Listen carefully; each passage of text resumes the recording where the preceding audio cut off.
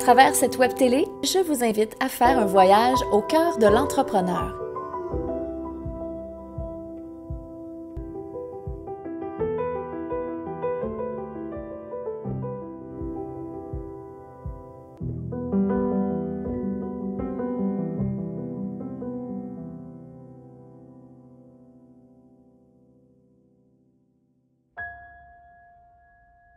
Yannick Guilbeault, oui. Bonjour. Salut, Suzy. Hey, merci d'être là, je suis super contente. C'est un plaisir dans cet environnement-là, rien de plus inspirant. Puis merci de l'invitation. Qu'est-ce que ça t'a inspiré d'ailleurs de rentrer ici pour la première fois? C'est certain que c'est un endroit qui me ressemble. Tu as déjà vu mon atelier, tu sais un peu, tu connais mon univers.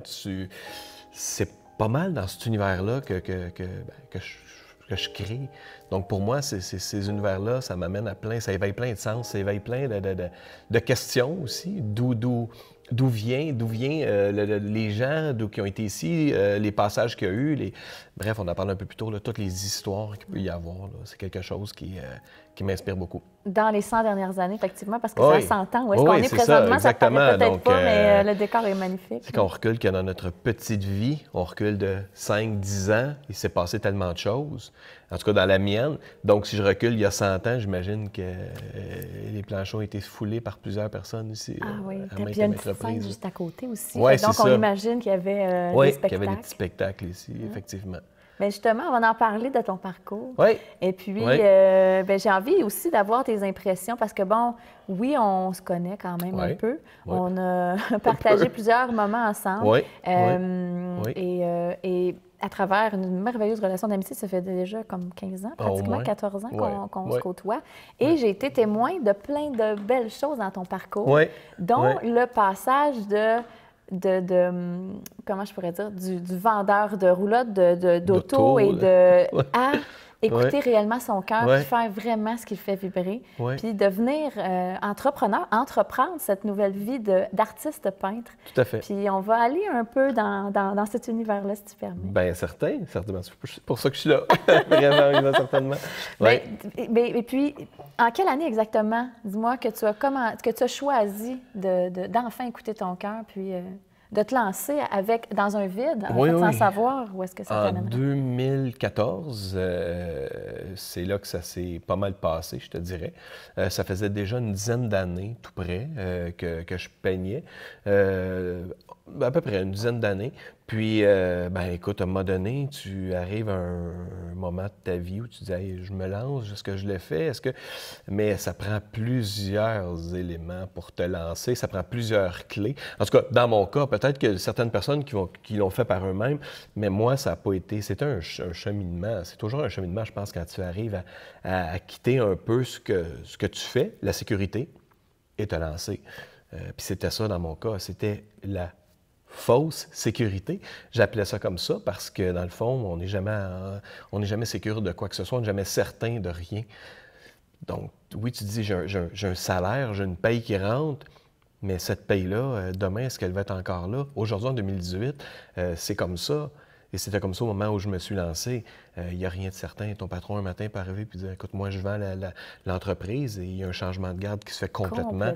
Donc, c'est là où tu te dis « Écoute, dans le fond, cette sécurité-là, parce que des jobs où on se rappelle, mais même, je pense, ton père qui travaille depuis combien d'années dans la même entreprise, comme nos pères qui ont eu des entreprises toute leur vie. Un seul travail. Un seul travail toute sa vie. C'est plate, mais il n'y en a plus vraiment beaucoup. Cette sécurité-là n'est plus là aujourd'hui. Donc, il faut que tu la crées. Puis dans mon cas, c'était ça, c'était de créer ma propre sécurité. As-tu l'impression que tu étais un peu à contre-courant? As-tu l'impression que les gens te regardaient et jugeaient un peu le parcours que tu étais en train de faire? Bien, c'est certain que dans mon cas, c'est sûr que c'est très différent que le gars qui s'en va, l'électricien qui s'en va avec sa business d'électricien. C'est certain que c'est tellement en marge de tout ça. Artiste peintre, mon Dieu, t'es un sur combien qui réussit. Mais en fait, en réalité, tout le monde réussit. Tout le monde réussit à peindre. Tout le monde réussit tout le monde qui fait ce travail-là, cette passion-là, va réussir à travailler avec son pinceau. Par contre, d'en gagner ta vie, puis après ça, de faire vivre ta famille, c'est là où ça devient très différent. C'est là où tu dis, ben écoute, une certaine assurance que tu dois avoir, mais encore là, c'est un cheminement qui t'amène là. Mais l'assurance, c'est la certitude que ce que tu fais aussi est ouais. pour toi facile. Puis, OK, j'ai une question pour toi. Oui. Souvent, là, on a l'impression que, justement, ce qui est facile, ce qui est dans le fait, dans le plaisir, ça peut pas être un travail. Mais c'est quoi ça, ce syndrome de l'imposteur que j'ai encore aujourd'hui? Tu as encore aujourd'hui ce syndrome? Bien, un peu, parce qu'il y a des journées où tu t'en vas en auto, puis tu te dis, aujourd'hui par exemple, aujourd'hui c'est un bel exemple, je me dis, bien là, moi, ça fait partie de mon travail, cette rencontre-là, ce beau moment-là, ce que la vie m'apporte, puis la vie m'amène des rencontres incroyables, mais je suis pas là à travailler avec un marteau. Quand que je pense à des amis qui, eux, ils font un 7 à 5 ou tu sais, là, des grosses journées sur la construction. Et là, ben, eux autres, c'est concret. Ils tapent du marteau, puis à la fin de la journée, ils ont posé X planches. Là, tu sais. Moi, dans mon cas, c'est pas ça. Dans mon cas, ça fait partie de mon travail maintenant de m'amuser. C'est un peu ça. Mais ça devrait pas être ça tout le temps? Ben oui, c'est ça. Donc, ça fait partie de mon travail d'avoir ce plaisir-là. Mais il y a un syndrome d'imposteur parce qu'on n'a pas été programmé comme ça. Exact. Dès notre jeune âge, on n'est pas programmé pour être... On est programmé pour travailler de 9 à 5, pour avoir ce qu'on nous dit des fois une vraie job. Encore aux yeux des gens, moi, c'est pas une vraie job. Et c'était long même pour ma famille proche, mes parents, de dire « Hey, aujourd'hui, il a réussi, mais mon Dieu, ça fait combien d'années combien d'années, comme tu dis, j'ai été vendeur, parce que là-dedans, je me cherchais vraiment, je cherchais à prouver aux autres que je travaillais. Mais dans le fond, tu faisais tellement pas ce que tu aimais vraiment. Du tout. Oui, tu as trouvé, tu étais capable puis tu réussissais bien dans ce que tu faisais, mais c'était pas ce que tu faisais au fond de toi. Fait que tranquillement, pas vite, tu t'éteignais à petit feu, dans le fond. Puis à un moment donné, oui. à force de justement faire, comment qu'on dirait, écraser un peu en ce que tu étais. À un moment donné, tu as fait « Hey, là, ça suffit ». Puis, il y a un élément dans ta vie, un élément déclencheur qui te fait choisir autre chose et enfin sauter dans le vide complètement, sans aucun repère, mais à plonger au cœur de qui tu étais. Puis, tu as eu envie de faire ça, peu importe ce qui allait arriver. Oui, c'est ça. Puis, quand je faisais les 1001 métiers que j'ai faits, parce que j'en ai fait tellement, la seule chose...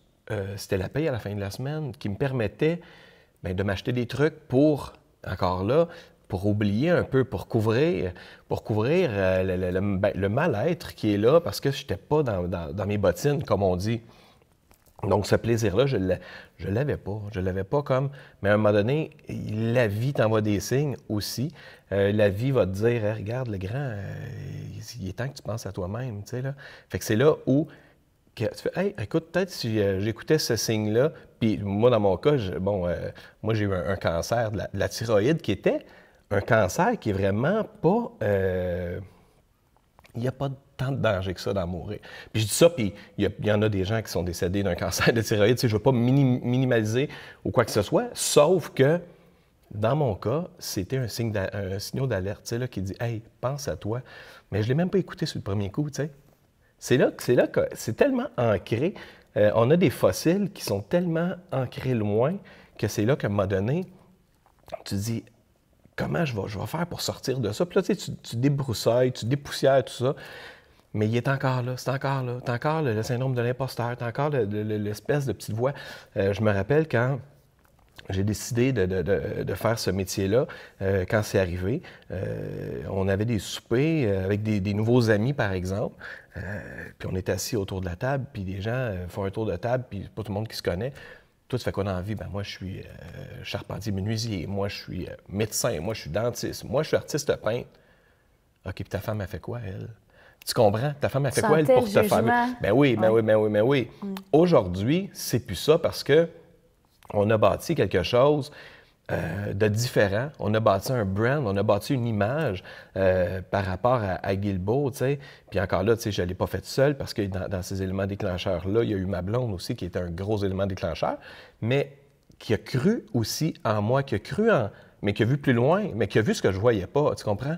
Puis peut-être ce que des gens, comme des amis proches, comme toi, comme d'autres, pouvaient voir, mais moi, ça, je le voyais même plus. On ne le voit pas pour nous-mêmes. Non, c'est ça, on n'a pas les mêmes yeux. Moi, je le voyais plus, puis là, ma blonde disait, elle y croyait tellement qu'elle a investit en moi, elle investit temps, argent, mais elle a dit là, c'est le temps de penser à ta carrière, penser à ce que tu sais faire le mieux dans la vie.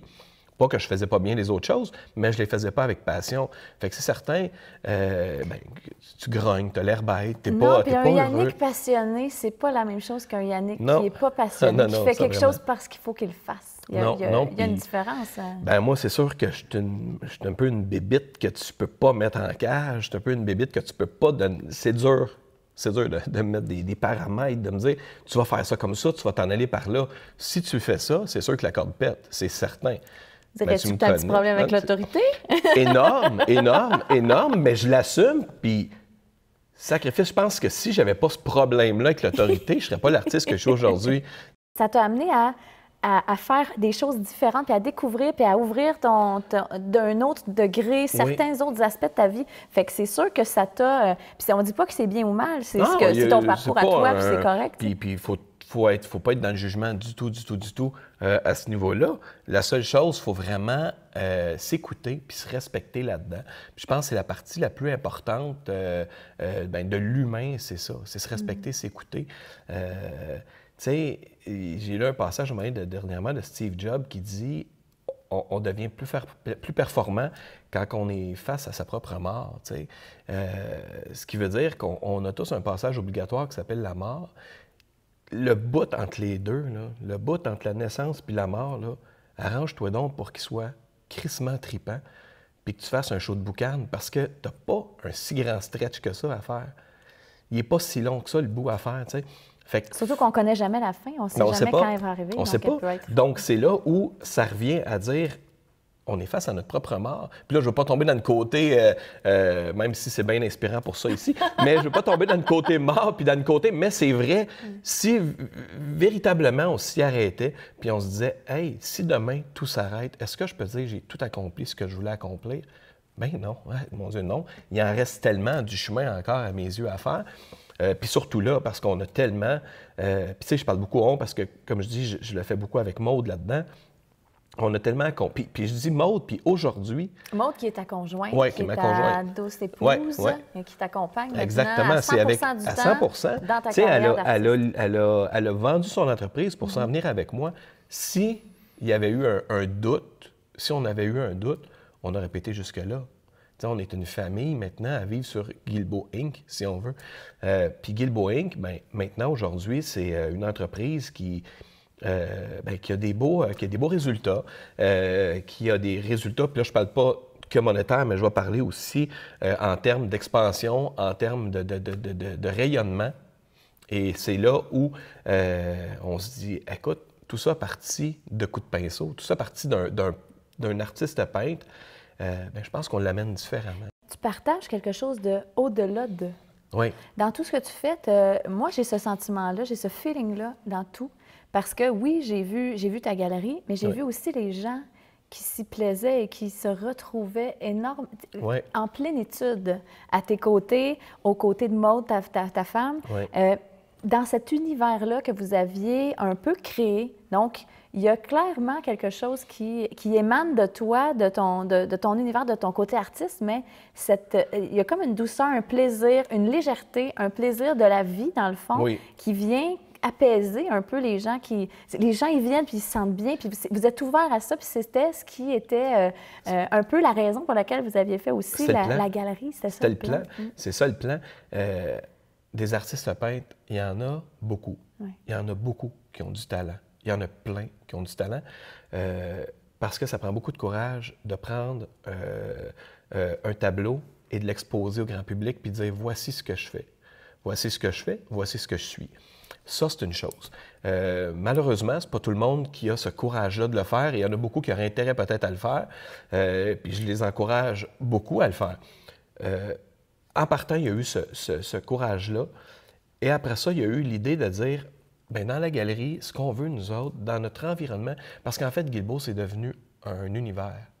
Et c'est de cet univers-là dont tu parles. C'est un univers que les gens vont vraiment entrer dedans et dire, OK, on est au-delà de l'œuvre. On est au-delà du tableau. Il y a un tableau, il y a des tableaux qui existent, il y a une création qui se fait, mais la création n'est pas seulement sur Canva, elle est overall dans notre vie complète. Et c'est ça notre trip à nous. C'est ça qu'on veut, que les gens embarquent dans cette party-là avec nous. Puis souvent, je m'amuse à dire que, tu sais, on n'est pas 2 dans Guilbeault. On est 1000 maintenant. On est des milliers de personnes. Parce que quand on met un truc sur Facebook, on a une réaction organique. On a une réaction que les gens vont vraiment embarquer dans le projet puis dire « Wow, on aime l'œuvre, mais ils comprennent de plus en plus ce qu'il y a derrière le tableau, ce qu'il y a derrière l'émotion, ce qu'il y a derrière l'œuvre. » Parce que Guilbeault, c'est ça. Moi, je suis un artiste d'émotion, je suis un artiste de rencontre. Pratiquement tous mes tableaux partent d'une expérience, d'une rencontre. Et c'est ça qui est intéressant. Et c'est là où on fait les choses différemment.